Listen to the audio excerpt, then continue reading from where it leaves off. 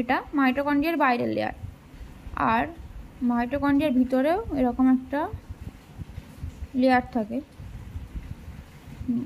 মাইটোকন্ড্রিয়ার বাইরের এই লেয়ারটাকে আমরা বলি আউটার লেয়ার।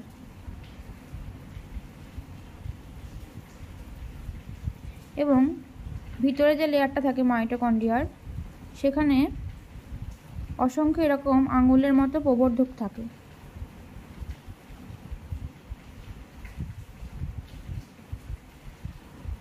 সো এটা হচ্ছে মাইটোকন্ড্রিয়ার বাইরের লেয়ার, আর এটা হচ্ছে মাইটোকন্ড্রিয়ার ইনার লেয়ার বা ভিতরের দিকের লেয়ার।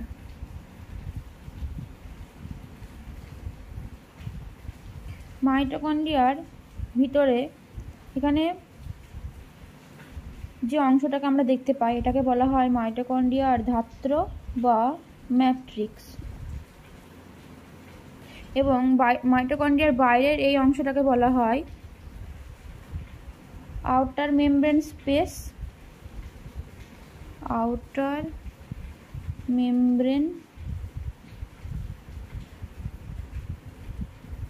স্পেস, অথবা বলা হয় পেরিমাইটোকন্ড্রিয়াল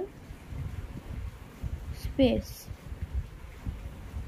এবার যে অংশগুলো মাইটোকন্ড্রিয়ার ইনার লেয়ারের ভিতরে এইরকম আঙুলের মতো ভাঁজ হয়ে থাকে, এই অংশটাকে বলা হয়ে থাকে ক্রিস্টি।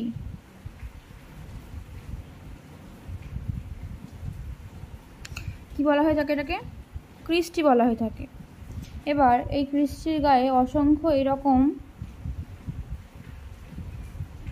দানাদার অংশ যুক্ত হয়ে থাকে, যেগুলোকে যদি আমরা আণুবীক্ষণিক যন্ত্রের সাহায্যে পর্যবেক্ষণ করি তাহলে এগুলোকে দেখতে অনেকটা টেনিস র্যাকেটের মতো দেখায়।